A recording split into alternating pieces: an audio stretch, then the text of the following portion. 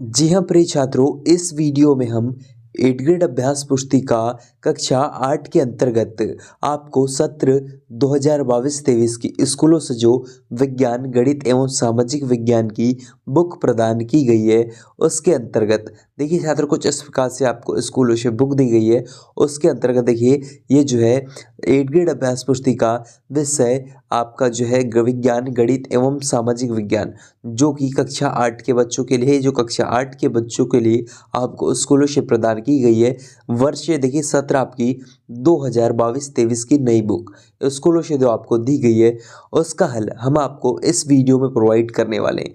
इसके अंतर्गत छात्रों, हम सॉल्व करने वाले इस वीडियो में 8th ग्रेड वर्कबुक प्रश्नोत्तर पुस्तिका का आपका विषय कक्षा 8 का सामाजिक विज्ञान का हल छात्रों इस वीडियो में आपको प्रोवाइड करवाया जाएगा।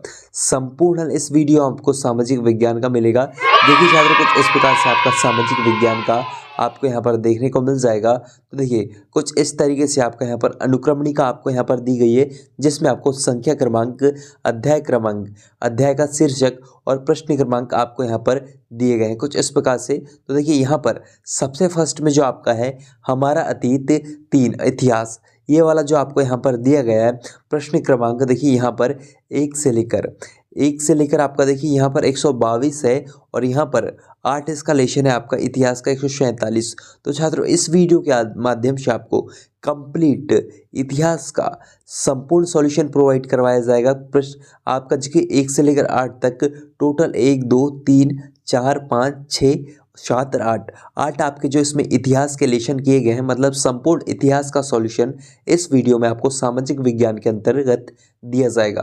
तो छात्रों पेन कॉपी लेकर तैयार हो जाइए और इस वीडियो को आप लास्ट तक देखते रहिए, क्योंकि इस वीडियो के माध्यम से आपको इतिहास का सामाजिक विज्ञान के अंतर्गत 8th ग्रेड अभ्यास पुस्तिका का संपूर्ण हल प्रदान किया जाएगा। तो चलिए शुरू करते हैं वीडियो, और इसके आगे आपको भूगोल, सामाजिक एवं राजनीतिक जीवन जो आपका ये दिए गए हैं, इनके भी हल हमारे द्वारा दिए जाएंगे। तो आप इसके लिए चैनल को सब्सक्राइब कर लीजिए, और आपके सभी आपके 8th ग्रेड अभ्यास पुस्तिका के सॉल्यूशन हमारे चैनल पर अपलोड किए गए हैं। तो यदि आपने नहीं देखा तो लिंक डिस्क्रिप्शन में आप जाकर देख सकते हैं। तो चलिए शुरू करते हैं वीडियो और देखते हैं आपका देखिए टोटल सॉल्यूशन।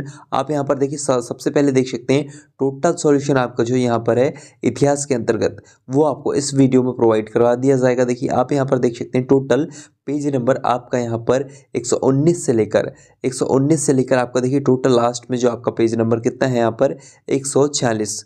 देखिए 146 आपका यहाँ पर आपको दिख जाएगा। तो यहाँ पर इसका देखिए यहाँ पर पूरा सॉल्यूशन प्रोवाइड करवाया जाएगा आपको इतिहास का।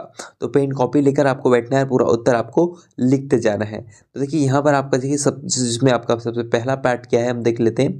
तो इसके अंतर्गत छात्रों आपका देखिए यहाँ पर सबसे पहला पार्ट हम देखेंगे। तो सबसे पहला पार्ट कुछ इस प्रकार से आपका यहाँ पर हो जाएगा कि अध्याय 1 कैसे, कब और कहाँ।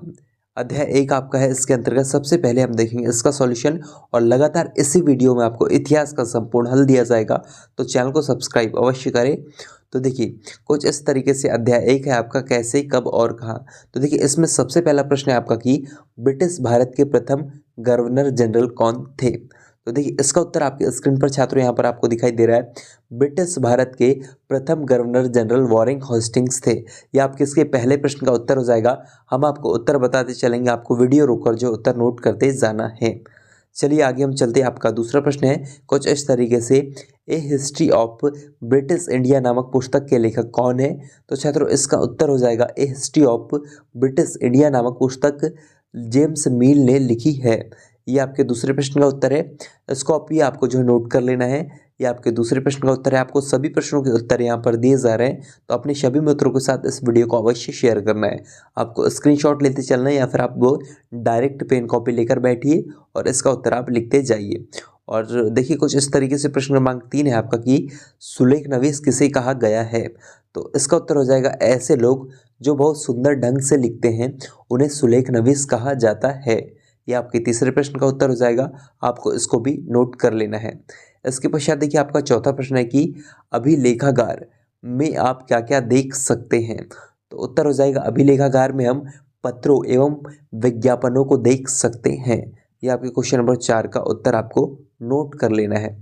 इसके पश्चात चलिए हम देखते हैं आगे। तो आगे आपको देखिए कुछ इस प्रकार से आपको यहाँ पर 5वां प्रश्न है कि आपकी बुक में इतिहास को तारीखों में से क्यों जोड़ा जाता था। तो इसका उत्तर लिखना है, इस जुड़ाव का मुख्य कारण है कि किसी समय युद्ध और बड़ी बड़ी घटनाओं के ब्यौरों को ही इतिहास माना जाता था। यह इतिहास राजा महाराजाओं और उनकी नीतियों के बारे में होता था। ये आपका इसका उत्तर हो जाएगा, इसको आपको नोट कर लेना है। वीडियो को रोककर आप उत्तर पूरा लिख लीजिए। चलिए चलते हैं अपने अगले प्रश्न की तरफ। अगला प्रश्न कुछ इस प्रकार से है कि छपाई की तकनीक के प्रसार में जनता को क्या क्या लाभ हुए। उत्तर आपको लिखना है, छपाई की तकनीक के प्रसार से नेताओं और समाज सुधारकों के विचार लोगों तक फैलने लगे। इस प्रकार से क्वेश्चन नंबर 6 का उत्तर आपको ये नोट कर लेना है। चलिए चलते हैं आगे के प्रश्न की तरफ। आपको देखिए वीडियो रोककर इसका उत्तर लिख लेना है। चलिए चलते हैं क्वेश्चन नंबर 7 की तरफ। क्वेश्चन नंबर 7 इसमें कुछ इस प्रकार से छात्रों आपको दिया गया है कि औपनिवेशीकरण से क्या आशय है। तो औपनिवेशीकरण से क्या आशय आपको बताना है। उत्तर आपको लिखना है, किसी देश पर दूसरे देश के दबदबे से राजनीतिक और सांस्कृतिक बदलाव आते हैं तो इसे औपनिवेशीकरण कहा जाता है। ये आपके प्रश्न क्रमांक 7 का आपका उत्तर हो जाएगा। इसको भी आपको वीडियो को रोककर लिख लेना है। और छात्रों अभी तक चैनल को सब्सक्राइब नहीं किया तो वीडियो के नीचे आपको रेड कलर का सब्सक्राइब का बटन दिखाई दे रहा होगा, उस पर आपको प्रेस कर लेना है, क्योंकि आपको यहाँ पर कक्षा जिसकी 8 के सभी 8 ग्रेड अभ्यास पुस्तिका के सॉल्यूशन दिए जाएंगे। तो इसके आगे हम देख लेते हैं प्रश्न क्रमांक 8 है आपका कि जनगणना द्वारा किस प्रकार की जानकारियाँ एकत्रित की जाती है। उत्तर हो जाएगा, जनगणना द्वारा भारत में रहने वाले लोगों की संख्या, उनकी जाति, इलाके और व्यवसाय के बारे में जानकारी एकत्रित की जाती है। यह आपके प्रश्न क्रमांक 8 का उत्तर है, इसको भी आपको नोट कर लेना है। चलिए चलते हैं आगे की तरफ। आगे आपका देखिए प्रश्न क्रमांक 9 है। प्रश्न क्रमांक 9 कुछ इस प्रकार से आएगा छात्रों आपकी, जेम्स मिल द्वारा अपनी किताब में मुख्य रूप से किन बातों का उल्लेखित किया गया है। उत्तर हो जाएगा, जेम्स मिल ने the history of British India पुस्तक भी लिखी है। वह भारतीय इतिहास को 3 भागों हिंदू, मुस्लिम और ब्रिटिश में विभाजित करने वाले पहले लेखक थे। यह एक ऐसा वर्गीकरण है जो भारतीय ऐतिहासिक अध्ययनों के क्षेत्र में अत्यधिक प्रभावशाली सिद्ध हुआ। इस प्रकार से क्वेश्चन नंबर 9 का उत्तर ये लिख देना है। छात्रों पूरे उत्तर हम आपको बताएंगे, आपको बस पेन कॉपी लेकर बैठना है और उत्तर इसके लिखते जाने हैं। चलिए ये भी आप लिख लीजिए वीडियो को रोककर। इसके पश्चात देखिए क्वेश्चन नंबर 10 हम देख लेते हैं। क्वेश्चन नंबर 10 आपको कुछ इस प्रकार से, औपनिवेशिक शासन के दौरान सर्वेक्षण के क्या उद्देश्य थे, आपको यहाँ पर पूछा गया है। उत्तर आपको लिखना है, औपनिवेशिक शासन के दौरान अंग्रेजों के लिए सर्वेक्षण का उद्देश्य किसी देश पर अच्छी तरह से शासन चलाना व उसको सही ढंग से जानना जरूरी होता था। ये उनके उद्देश्य थे। तो आपको ये क्वेश्चन नंबर 10 का उत्तर नोट कर लेना है। तो वीडियो को रोककर आप पूरा उत्तर नोट कर लीजिए। आई होप आपने वीडियो रोककर पूरा उत्तर नोट कर लिया होगा। चलिए चलते आगे की तरफ। देखिए आगे आपका यहाँ पर अध्याय 1 जो समाप्त होता है, अध्याय 2 आपका यहाँ से प्रारंभ हो जाएगा, जिसका टॉपिक है आपका व्यापार से साम्राज्य तक कंपनी की सत्ता स्थापित होती है। ये आपका यहाँ पर है। तो कुछ इस तरीके से आपका देखिए प्रश्न क्रमांक 1 है, किस पुर्तगाली यात्रा द्वारा भारत तक पहुँचने के लिए संपूर्ण समुद्री मार्ग का पता लगाया गया था। तो इसका उत्तर आपका हो जाएगा वास्को द गामा द्वारा। वास्को द गामा इसका उत्तर हो जाएगा। वीडियो रोककर आपको पहले प्रश्न का उत्तर नोट करना है आपके पार्ट 2 में। इसके बाद देखिए कुछ इस तरीके से प्रश्न क्रमांक 2 है कि इजाजतनामे से क्या आशय है, आपको बताना है।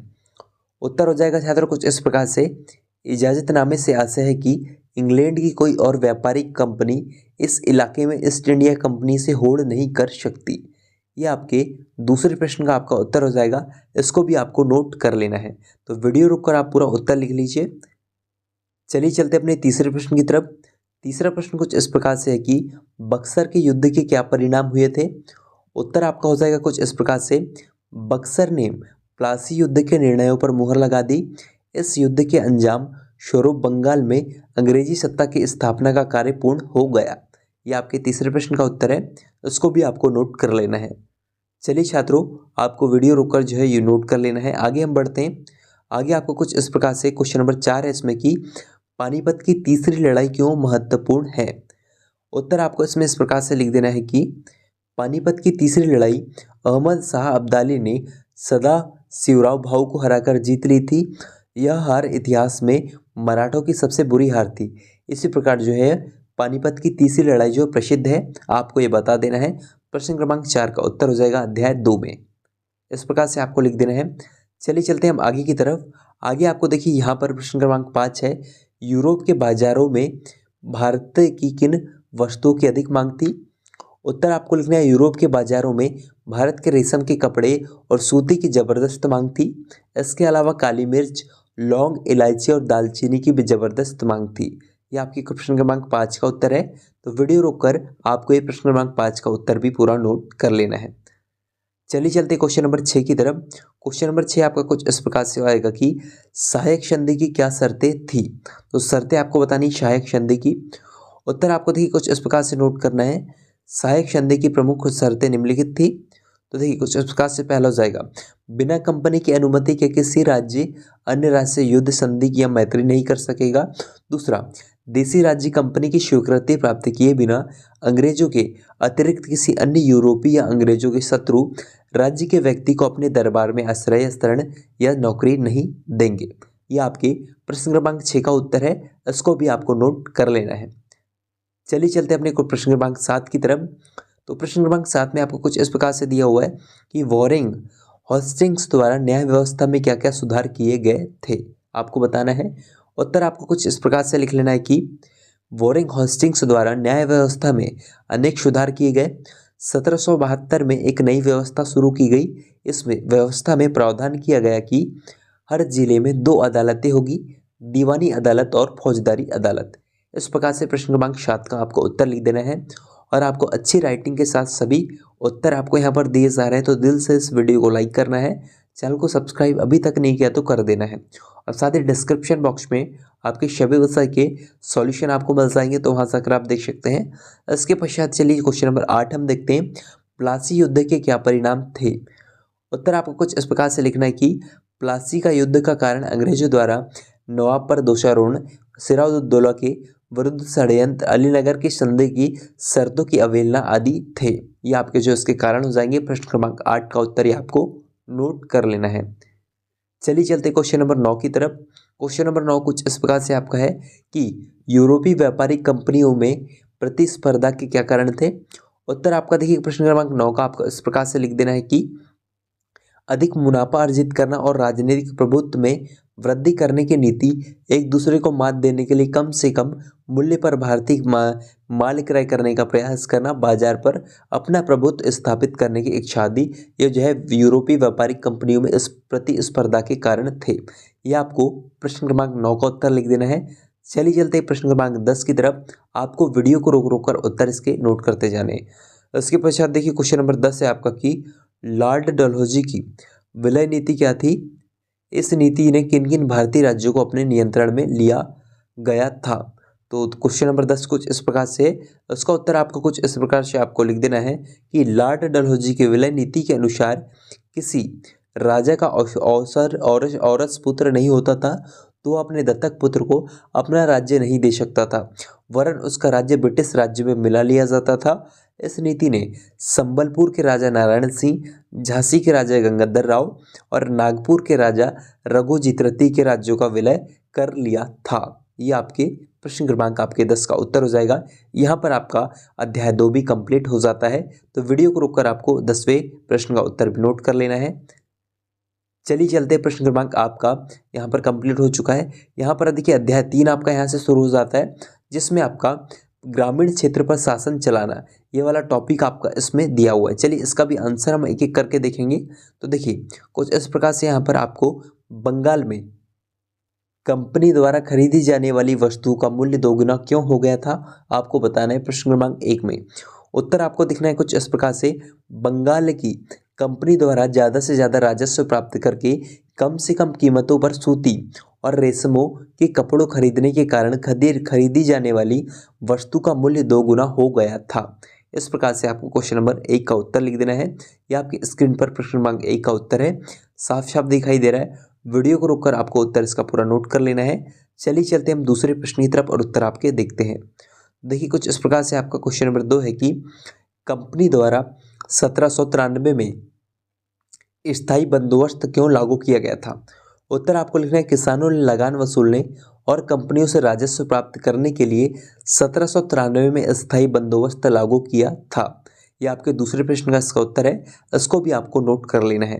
पेन कॉपी लेकर आप बैठे हैं, आप उसको अच्छे से वीडियो को रोकिए और उत्तर आप पूरा लिखते चलिए। इसके बाद देखिए प्रश्न क्रमांक 3 है आपका कि बंगाल अर्थव्यवस्था के गहरे संकट में आने से किसानों पर क्या प्रभाव पड़ा। तो आपको प्रभाव बताना है किसानों पर। उत्तर आपका हो जाएगा बंगाल अर्थव्यवस्था के गहरे संकट में आने के कारण कारीगर अपने गांव छोड़कर भाग रहे थे, क्योंकि उन्हें बहुत कम मूल्य पर अपनी चीज़ों को कंपनियों को जबरन बेचना पड़ता था।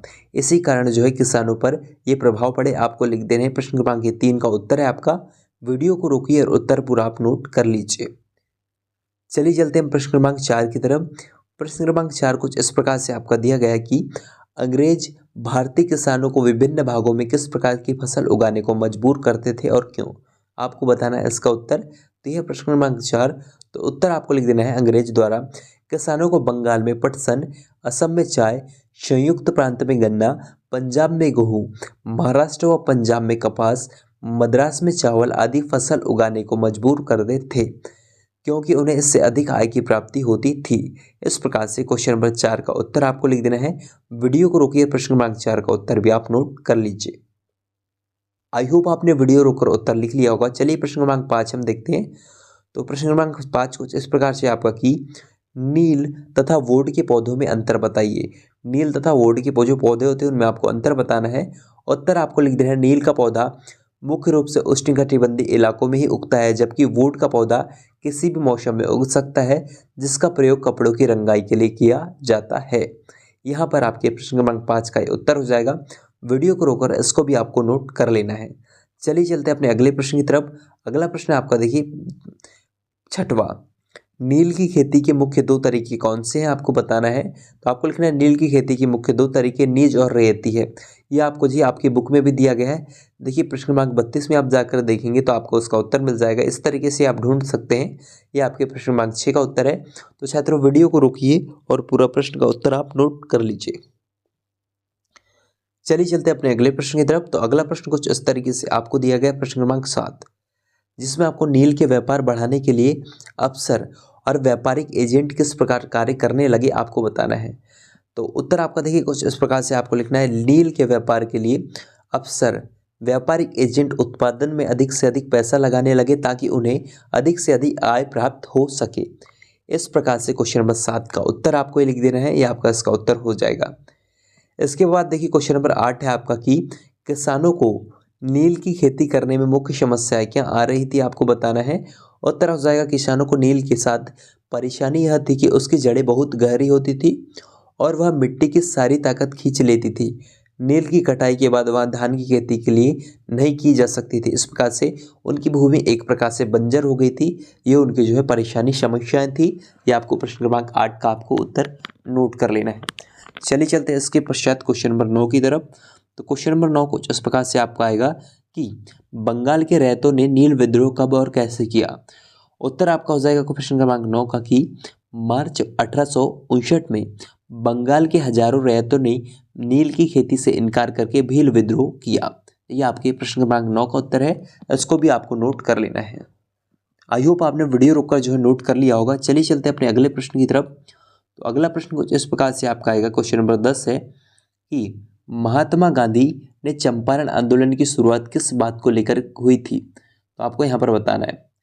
उत्तर आपका लिख देना है। देखिए कुछ इस प्रकार से आपका हो जाएगा कि महात्मा गांधी ने दक्षिण अफ्रीका से लौटे तो बिहार के किसान ने उन्हें चंपारण आकर मिल किसानों की दुर्दशा देखने का न्योता दिया। 1917 में महात्मा गांधी यह दौरान नील बागान के खिलाफ चंपारण आंदोलन की शुरुआत थी। ये आपका प्रश्न क्रमांक 10 का उत्तर है। इस प्रकार से आपका यहाँ पर 10वां प्रश्न भी कंप्लीट होता है। वीडियो रोककर आपको उत्तर नोट कर लेना है। चलिए चलते हैं अपने आगे आपका देखिए प्रश्न क्रमांक आपका यहाँ पर अध्याय 3 कंप्लीट होता है। 4 आपका यहाँ से शुरू हो जाएगा, जिसका आपका टॉपिक है कि आदिवासी डीकू और एक स्वर्ण युग की कल्पना। आपका अध्याय 4 है। इसका भी सॉल्यूशन हम देखेंगे। अध्याय आपके जो 8 तक यहाँ पर 9 तक दिए गए हैं उनके लगातार हम सॉल्यूशन देख रहे हैं। तो चैनल को सब्सक्राइब नहीं किया तो कर लीजिए। चलिए देखते हैं इसके भी प्रश्न। इसके प्रश्न में पहला, घुमंतु किसान मुख्य रूप से कहाँ रहते थे। उत्तर इसका हो जाएगा देखिए घुमंतु किसान मुख्य रूप से पूर्वोत्तर और मध्य भारत की पर्वतीय व जंगली पट्टियों में रहते थे। ये आपके पहले प्रश्न का उत्तर है। इसको भी आपको पूरा नोट कर लेना है। तो वीडियो रोककर आपको उत्तर नोट करना है। चलिए चलते हैं अपने दूसरे प्रश्न की तरफ। दूसरा प्रश्न कि आदिवासी समूह अपना जीवन यापन किस प्रकार करते थे, आपको बताना है। तो उत्तर आपका हो जाएगा, देखिए आदिवासी समूह अपना जीवन यापन देखिए किस प्रकार से करते थे। आदिवासी समूह पशु का शिकार करके अन्य उत्पादों को इकट्ठा करके अपना काम चलाते थे। वे जंगलों को अपनी जिंदगी के लिए बहुत जरूरी मानते थे। इस प्रकार से आपको क्वेश्चन नंबर 2 का उत्तर लिख देना है, ये आपका पूरा उत्तर है। तो वीडियो को रोकिए और उत्तर पूरा आप नोट कर लीजिए। चलिए चलते अपने अगले प्रश्न की तरफ। तो अगला प्रश्न कुछ इस प्रकार से आपका है कि वर्ली विद्रोह कब और कहाँ हुआ था। उत्तर हो जाएगा, वर्ली विद्रोह 1940 में महाराष्ट्र में हुआ था। यह आपके तीसरे प्रश्न का उत्तर है। तो इसको भी आपको वीडियो को रोककर नोट कर लेना है। यह आपका सही उत्तर हम आपको बताते चल रहे हैं, आपको पेन कॉपी लेकर उत्तर नोट करते जाने हैं। इसके पश्चात देखिए क्वेश्चन नंबर 4 कुछ इस प्रकार से आपका कि झूमी खेती की क्या विशेषता है, आपको बतानी है। तो झूमी की खेती की विशेषताएं आपको लिखनी है। झूम खेती क्या होती है, यह एक आदिम प्रकार की कृषि है जिसमें पहले वृक्ष तथा वनस्पति को काटकर उन्हें जला दिया जाता है और साफ सफाई की गई भूमि को पुराने उपकरणों से जुताई करके बीज बो दिए जाते हैं। इस प्रकार से आपको क्वेश्चन नंबर 4 का उत्तर हो जाएगा। तो वीडियो को रोककर आपको इसका भी उत्तर जो है नोट कर लेना है। चलिए चलते क्वेश्चन नंबर 5 की तरफ। क्वेश्चन नंबर 5 कुछ इस प्रकार से है कि आदिवासी महाजनों को और व्यापारियों को अपनी मुसीबतों का जिम्मेदार क्यों मानते थे। उत्तर आपका लिख देना है, बाजार और वाणिज्य में आदिवासियों को कर्ज और गरीबी में ढकेल दिया था, लिहाजा वे महाजनों और व्यापारियों को भारी शैतान और अपनी सारी मुसीबतों की जड़ मानने लगे थे। ये आपके प्रश्न क्रमांक 5 का उत्तर है। वीडियो को रोककर छात्रों इसका भी उत्तर आपको नोट कर लेना है। चलिए चलते अपने अगले प्रश्न की तरफ। तो अगला प्रश्न कुछ इस प्रकार से आपका है कि जनजाति समूह ने बिरसा का समर्थन क्यों किया, आपको बताना है। उत्तर आपका देखिए आपके स्क्रीन पर है, आपको लिख देना है बिरसा के समर्थकों में इलाकों के दूसरे आदिवासी संथाल और उराव भी शामिल थे, इसलिए जनजाति समूह ने बिरसा का समर्थन किया। यह आपके छठवें प्रश्न का उत्तर है। इसको भी आपको वीडियो रोककर उत्तर नोट कर लेना है छात्रों। ये आपका पूरा सही उत्तर हम आपको बताते चल रहे हैं और वीडियो को अपने सभी मित्रों के साथ अवश्य शेयर करना है। आपने व्हाट्सएप ग्रुप में, साथ ही अपने स्कूल के ग्रुप में, जिस भी स्कूल में आप पढ़ते हैं उसमें आपको शेयर कर देना है ताकि बच्चों की हेल्प हो सके। इसके पश्चात देखिए क्वेश्चन नंबर 7 है, वन कानून को आदिवासी समूह का जीवन पर क्या प्रभाव पड़ा, आपको बताना है। उत्तर आपका लिख देना है, देखिए कुछ इस प्रकार से आदिवासी समूह का जीवन जंगलों से जुड़ा हुआ था, अतः कानून में आए बदलाव से आदिवासियों को आय प्राप्त करने में परेशानियों का सामना करना पड़ा। इस प्रकार से क्वेश्चन नंबर 7 का उत्तर हो जाएगा। वीडियो को रोककर आप पूरा उत्तर नोट कर लीजिए। चलिए चलते क्वेश्चन नंबर 8 की तरफ। क्वेश्चन नंबर 8 है कि झूम काश्तकारों को स्थायी रूप से बसाने में अंग्रेज क्यों असफल रहे। उत्तर आपका देखिए कुछ इस प्रकार से है कि झूम काश्तकारों को स्थायी रूप से बसाने के लिए अंग्रेजों की कोशिश कामयाब नहीं रही, क्योंकि जहां पानी कम हो और मिट्टी सूखी हो वहाँ हलों से खेती करना आसान नहीं होता। इस प्रकार से कहावत के रूप में आपको इसका उत्तर लिखना है। यह आपके प्रश्न क्रमांक 8 का उत्तर हो जाएगा अध्याय 4 के। वीडियो रोककर आपको उत्तर नोट करना है। चलिए चलते हैं अपने अगले प्रश्न की तरफ। अगला प्रश्न है प्रश्न क्रमांक 9, बिरसा आंदोलन में से आदिवासी समाज में क्या सुधार हुए, आपको बताना है। उत्तर आपको लिखना है, बिरसा आंदोलन आदिवासी समाज को सुधारने का आंदोलन था। उन्होंने मुंडा से आह्वान किया था कि वह शराब पीना छोड़ देंगे, गांव को साफ रखेंगे और जादू टोने में विश्वास नहीं करेंगे। ये जो है बिरसा आंदोलन के आदिवासी समाज में सुधार हुए। ये आपके प्रश्न क्रमांक 9 का उत्तर है। वीडियो को छात्रों रोकना है और उत्तर आपको इसका भी नोट करना है। चलिए चलते हैं अपने अगले प्रश्न की तरफ। तो अगला प्रश्न कुछ इस प्रकार से आपका प्रश्न क्रमांक 10 है कि बिरसा आंदोलन के महत्वपूर्ण परिणाम क्या थे। उत्तर आपका हो जाएगा कि बिरसा मुंडा आंदोलन से असमर्थता से तंग आकर उन्होंने अपने राज्य को समाप्त करने और मुंडा राज्य की स्थापना करने का निर्णय लिया। वे सभी ब्रिटिश अधिकारियों को और ईसाई मिशनों को अपने क्षेत्र से बाहर निकाल देना चाहते थे। इस प्रकार से आपको लिखना है। आगे आपको लिखना है, बिरसा मुंडा ने एक नए धर्म का सहारा लेकर मुंडाओं को संगठित किया। यह आपके 10वें प्रश्न का उत्तर है। तो वीडियो रोककर आपको पूरा उत्तर नोट करना है। इस प्रकार से आपके 10वें प्रश्न का भी उत्तर यहाँ पर हो जाएगा। इसके पश्चात देखिए आपका अगला अध्याय हो जाएगा। प्रश्न आपका अध्याय 4 यहाँ पर कंप्लीट होता है। अध्याय 5 आपका यहाँ से शुरू हो जाएगा। तो देखिए अध्याय 5 है आपका यहाँ पर कि जब जनता बगावत करती है 1857 और उसके बाद, ये आपका इसका अध्याय 5 का टॉपिक है। चलिए इसके भी हम प्रश्नों के उत्तर देखेंगे। आपका इतिहास के अंतर्गत है, हमारे अतीत में। तो देखिए यहाँ पर आपका पहला प्रश्न है कि कंपनी के तहत काम करने वाले भारतीय सिपाहियों के असंतोष के क्या कारण थे? उत्तर आपका लिखना है कंपनी में काम करने वाले सिपाहियों उनके वेतन भत्तों और सेवा शर्तों के कारण परेशान थे। ये आपको पहले प्रश्न का उत्तर नोट कर देना है। ये छात्रों आपका सही उत्तर आपका हो जाएगा। चलिए चलते हैं दूसरे प्रश्न की तरफ। तो दूसरा प्रश्न कुछ इस प्रकार से है कि मंगल पांडे को फांसी कब और किस आरोप में दी गई थी? आपको बताना है। तो इसका उत्तर कुछ इस प्रकार से हो जाएगा कि 8 अप्रैल 1857 को युवा सिपाही मंगल पांडे को बैरकपुर में अपने अफसरों पर हमला करने के आरोप में फांसी पर लटका दिया गया था। ये आपके दूसरे प्रश्न का उत्तर हो जाएगा। वीडियो को रोककर आपको दूसरे प्रश्न का उत्तर ये नोट कर लेना है। चलिए चलते अपने तीसरे प्रश्न की तरफ। आपको वीडियो को रोक कर उत्तर लिखते जाना है यदि वीडियो आपको स्पीड में लग रही तो। इसके पश्चात देखिए तीसरा प्रश्न है कि अंग्रेजों द्वारा किए गए सुधारों का भारतीयों पर क्या प्रभाव पड़ा? आपको बताना है। उत्तर आपका इसका हो जाएगा कि अंग्रेजों द्वारा किए गए सुधारों से भारतीय को यकीन हो गया था कि अंग्रेज उनका धर्म, उनके सामाजिक रीति रिवाज और परंपरागत जीवन शैली को नष्ट कर देंगे। ये आपके तीसरे प्रश्न का उत्तर है। इसको भी आपको वीडियो रुककर जो है पूरा उत्तर उतार देना है अपनी बुक में और लिख देना है। आपको अच्छे नंबर मिल जाएंगे। आपको इसी तरीके से लिखना है। इसके पश्चात देखिए क्वेश्चन नंबर 4 है आपका कि अवध रियासत को कबर क्या आरोप लगाकर ब्रिटिश शासन में शामिल किया गया था? आपको बताना है।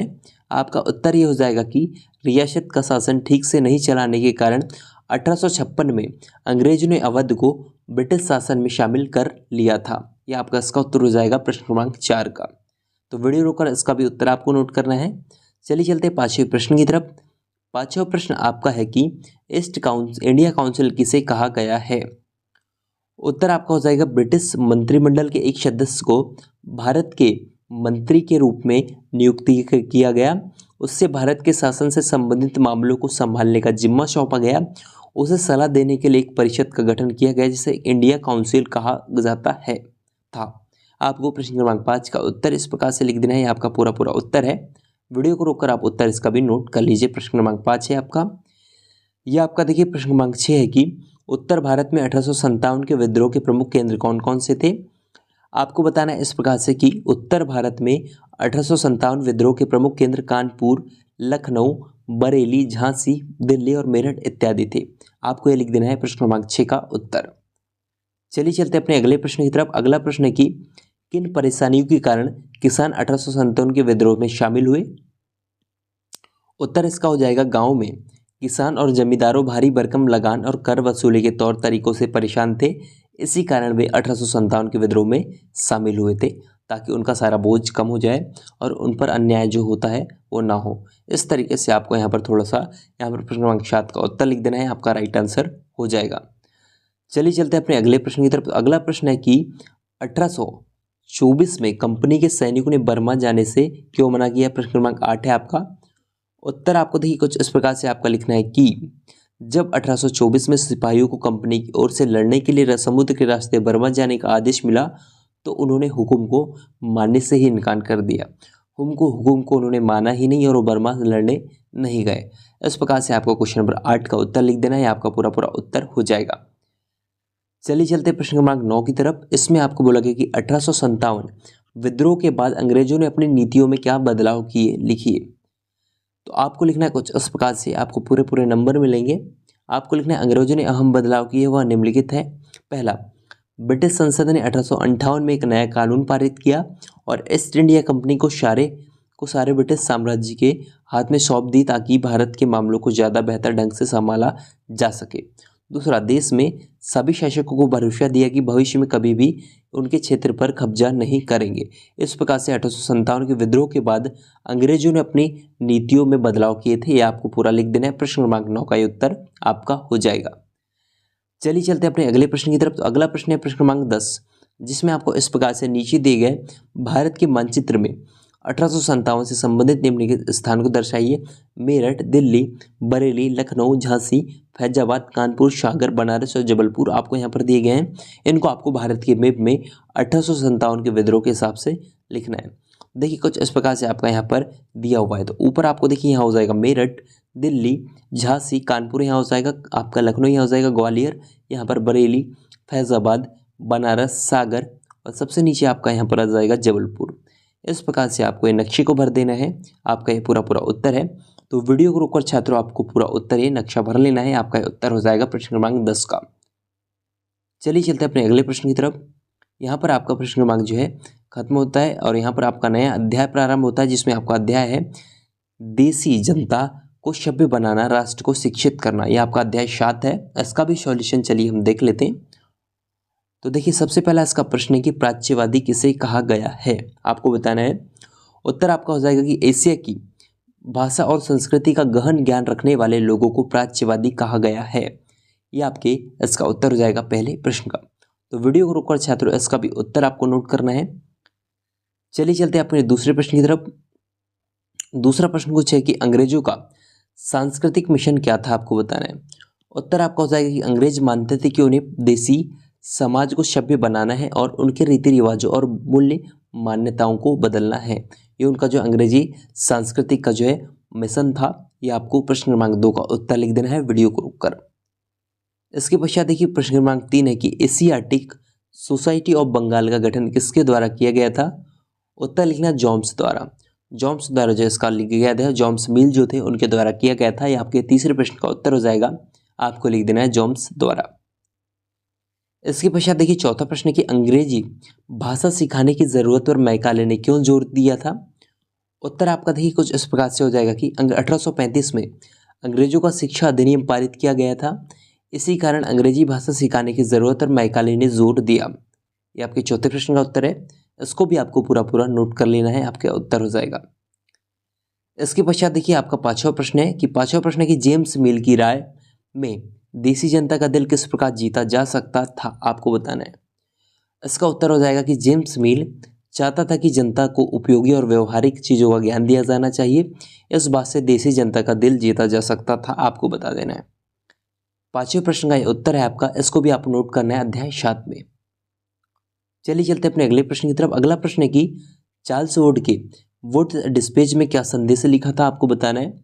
उत्तर आपका हो जाएगा छठवें प्रश्न की चार्ल्स वुड के संदेश में लगा था कि प्राच्यवादी ज्ञान के स्थान पर यूरोपीय शिक्षा को अपनाने से कितने व्यवहारिक लाभ प्राप्त होंगे। ये आपका चार्ल्स वुड के वुड्स डिस्पैच में संदेश लिखा था। आपको पूरा का पूरा उत्तर लिख देना है। छठवें प्रश्न का ये उत्तर हो जाएगा। इसके पश्चात देखिए सातवां प्रश्न है कि 1830 के दशक में एडम के अनुसार बंगाल और बिहार की पाठशालाएं कैसी थी, आपको बताना है। उनकी दशा आपको किस प्रकार से थी। आपका उत्तर ये हो जाएगा कि 1830 के दशक में एडम के सर्वे के अनुसार बंगाल में 1 लाख से ज़्यादा पाठशालाएं थी, जो बहुत छोटे छोटे केंद्र में थी, जिसमें आमतौर पर 20 से ज़्यादा विद्यार्थी नहीं होते थे। ये आपको थोड़ा सा यहाँ पर पाठशाला के बारे में लिख दे रहे हैं। ये आपका प्रश्न क्रमांक 7 का उत्तर है। वीडियो रोककर छात्रों आपको पूरा पूरा उत्तर नोट कर लेना है। अच्छी राइटिंग के साथ आपको उत्तर दिए जा रहे हैं। इसके पश्चात देखिए क्वेश्चन नंबर 8 आपका कुछ इस प्रकार से है कि 1854 के बाद कंपनी ने देसी शिक्षा व्यवस्था के सुधार हेतु क्या कदम उठाए, आपको बताना है। उत्तर आपका हो जाएगा कि 1854 के बाद कंपनी ने नई देशी शिक्षा व्यवस्था के सुधार लाने का फैसला लिया। कंपनी का मानना था कि इसके लिए मौजूदा व्यवस्था के भीतर ही बदलाव किए जा सकते हैं। कंपनी ने एक नई दिनचर्या, नए नियम और नए नियमित परीक्षणों के जरिए पाठशालाओं और उनके व्यवस्थित करना चाहती थी। ये आपके प्रश्न क्रमांक 8 का उत्तर है। इसको भी आपको वीडियो को रुककर छात्रों पूरा उत्तर लिख देना है। आपका इसका उत्तर हो जाएगा। इसके बाद देखिए कोई प्रश्न क्रमांक 9 है कि महात्मा गांधी औपनिवेशिक शिक्षा के पक्ष में क्यों नहीं थे, आपको बताना है। क्यों विरोध करते थे वो। उत्तर आपका हो जाएगा महात्मा गांधी का कहना था कि औपनिवेशिक शिक्षा ने भारतीय को मस्तिष्क में हीनता बोध पैदा कर दिया है। इसके प्रभाव में आकर यहाँ के लोग पश्चिमी सभ्यता को श्रेष्ठ मानने लगे हैं। इस प्रकार वो जो है औपनिवेशिक शिक्षा का जो है विरोध करते थे। तो आपको उत्तर में ये आपका लिख देना है प्रश्न क्रमांक 9 के उत्तर में। चलिए चलते हैं अपना प्रश्न क्रमांक 10 में। शांति निकेतन की स्थापना किसने और क्यों की थी, आपको बताना है। उत्तर आपका हो जाएगा शांति निकेतन की स्थापना 1901 में रविंद्रनाथ टैगोर ने की थी। टैगोर का मानना था कि सृजनात्मक शिक्षा को केवल प्राकृतिक परिवेश में प्रोत्साहित किया जा सकता है, इसलिए उन्होंने कोलकाता से 100 किलोमीटर एक स्थान ग्रामीण परिवेश में अपना स्कूल खोलने का फैसला किया था और खोला था। तो आपको इस प्रकार से क्वेश्चन नंबर 10 का उत्तर ये लिख देना है। आपका पूरा पूरा उत्तर ये हो जाएगा। यहाँ पर आपका अध्याय 7 भी कंप्लीट होता है। इसके पश्चात देखिए अध्याय 8 आपका यहाँ से शुरू होता है। अध्याय 8 में आपको महिलाएं, जाति एवं सुधार दिया गया है, जिसमें आपका देखिए सबसे पहला प्रश्न इस प्रकार से आपको 8वें प्रश्न का भी 8वें अध्याय का भी उत्तर दिया जा रहा है। तो चलिए इसके बाद देखिए पहला प्रश्न है कि सामाजिक रीति रिवाजों और मूल्य मान्यताओं में बदलाव किस सदी से आया। उत्तर हो जाएगा 19वीं सदी की शुरुआत से।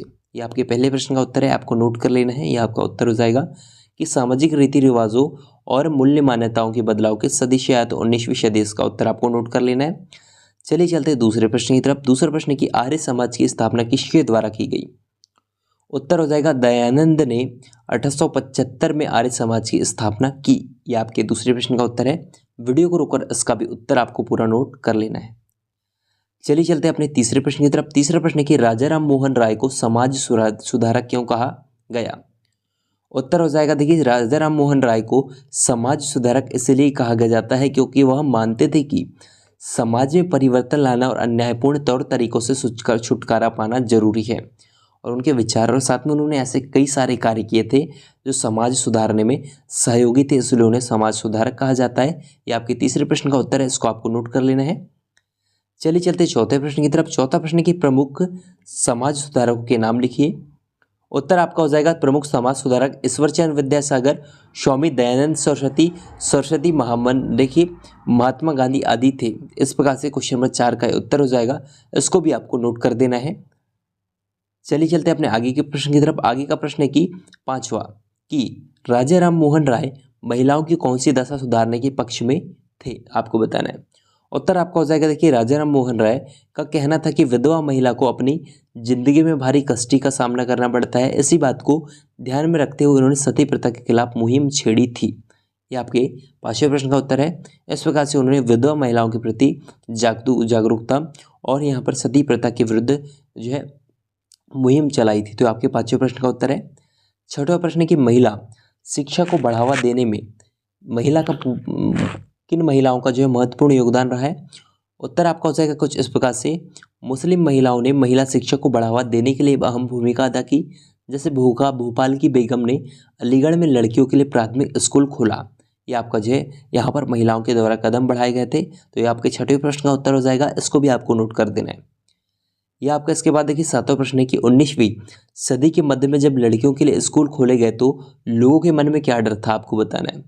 उत्तर आपका हो जाएगा देखिए 19वीं सदी के मध्य में जब लड़कियों के लिए स्कूल खोले गए तो लोगों को यह भय था कि स्कूल वाले लड़कियों को घर से निकाल ले जाएंगे और उन्हें घरेलू कामकाज नहीं करने देंगे। साथ ही उसे लोगों को लगता कि इससे लड़कियां बिगड़ जाएगी।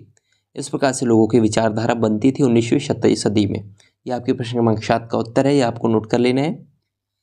इसके पश्चात देखिए क्वेश्चन नंबर 8 है कि बाल विवाह निषेध अधिनियम कब पारित किया गया था, इसमें क्या प्रावधान थे। उत्तर आपका हो जाएगा इस प्रकार से कि 1929 में बाल विवाह निषेध अधिनियम पारित किया गया। इस कानून के अनुसार 18 साल से कम उम्र की लड़की और 16 से कम उम्र की लड़के हो जाएगा यहाँ पर लड़के, और ये 16 साल से कम उम्र की लड़की की शादी नहीं की जा सकती। बाद में यह प्रावधान उम्र बढ़ाकर 21 साल और 18 साल कर दी गई। यानी अभी लड़कों की शादी की साल है 21 साल और 18 साल। पहले जो है 18 साल और 16 साल लड़कियों की थी। तो ये आपको जो इस तरीके से आपको क्वेश्चन नंबर 8 का उत्तर लिख देना है, इसका पूरा उत्तर आपका हो जाएगा।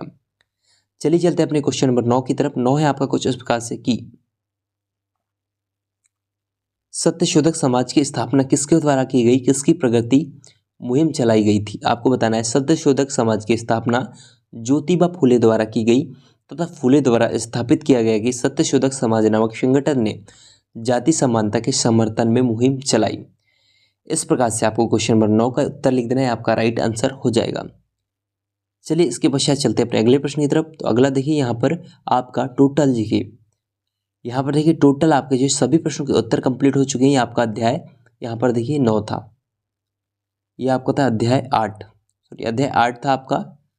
यहाँ पर आपका देखिए संपूर्ण छात्रों देखिए यहाँ पर आपका देखिए टोटल 146 तक है। इतिहास में जो आपका था वो आपका यहाँ पर कंप्लीट हो चुका है। तो इस बात के लिए इस वीडियो को दिल से लाइक कीजिए और चैनल को कीजिए सब्सक्राइब। इस वीडियो को अपने सभी दोस्तों के साथ इस तरीके से आपको शेयर करना है, शेयर अवश्य करना है ताकि उनकी हेल्प हो सके। और आपको यहाँ पर सभी बुक के सॉल्यूशन दिए जा रहे हैं। तो यदि आपने अन्य बुक के सॉल्यूशन नहीं किया, जैसे हिंदी, संस्कृत, गणित, विज्ञान और अन्य सभी सब्जेक्ट के, तो उसका लिंक आपको डिस्क्रिप्शन में दिया गया है, वहाँ जाकर आप सॉल्व कर सकते हैं आपकी सभी बुक। तो आई होप छात्रों वीडियो आपको पसंद आएगा। वीडियो पसंद आया तो वीडियो को लाइक करके चैनल को अभी सब्सक्राइब कीजिए। मिलते हैं नेक्स्ट वीडियो में। और आपको कौन सी 8th ग्रेड अभ्यास पुस्तिका का सॉल्यूशन चाहिए, कमेंट बॉक्स में कमेंट करके ज़रूर बताइए।